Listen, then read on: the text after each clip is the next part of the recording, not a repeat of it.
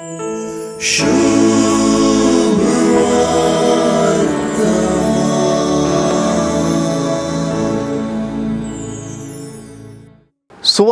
आज जेजू सरशीन येतल्यांक आनी ताचो पाटलाव कर्ण ताची शीस जावंक कुशी व्हरतल्यांक जेजूची वपारी बरीत शिकोवन आटापता.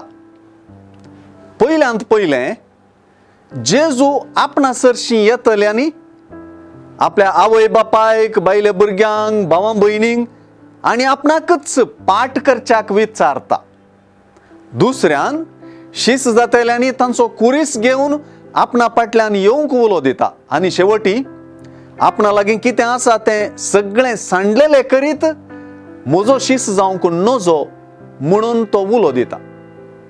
हेर उतरांनी सांगयत तर सर्व संबंध, सर्व राटावळी आनी जिविताचीं पंत आव्हानां आनी एकल्या लागीं आसचें सर्वस्व शीसपणाचे नदरेन देखूंक जेजू आपोवणें दिता.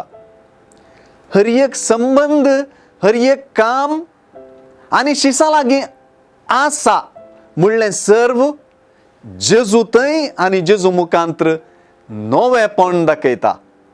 ह्या सर्वाक जेजू थंय आनी जेजू मुखांत्र नवो अर्थ आनी नवी दिशा मेळटा.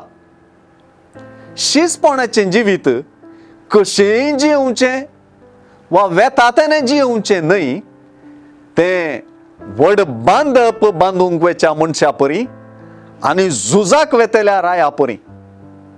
ते इंग्लीश भाशेन सांगता तशें एक विशेष स्ट्रॅटजी वा अंदाज घालून लेखाचार आनी विशेष मांडावळ आटापचें जिवीत.